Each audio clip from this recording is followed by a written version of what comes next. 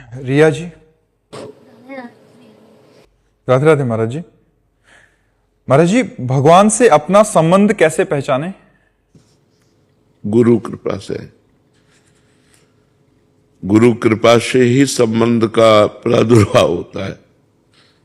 जैसे हम भगवान के दास हैं, हम भगवान के सखा हैं, ये गोपी भाव, ये सहचरी भाव, ये जो भाव संबंध है ये गुरु कृपा से प्राप्त होता है, आचार्य परंपरा से प्राप्त होता है।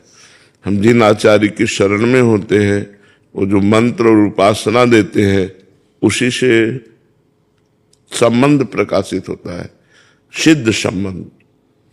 हम भगवान के सखा है तो सिद्ध सखा रूप का अनुभव होता है।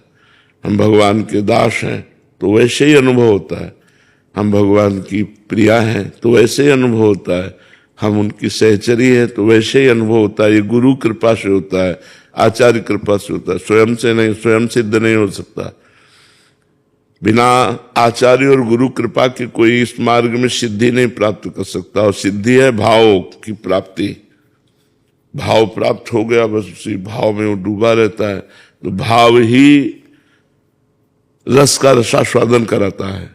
और उसके हमारे यहाँ शांत भाव, दास्य भाव, सख्य भाव, वात्सल्य भाव, कांता भाव, सहचरी भाव, ये भाव है जो आचार्य प्रदत्त होते हैं। उनके द्वारा जो मंत्र मिलता है, उपासना मिलती है, उसी से भाव की पूर्ति होती है।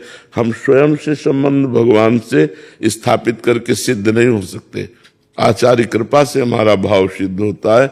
जो आचार्य मंत्र देते हैं, गुरु मंत्र देते हैं, उसी से हमारा भाव देह बनता है और उसी से हमारा भाव सिद्ध होता है।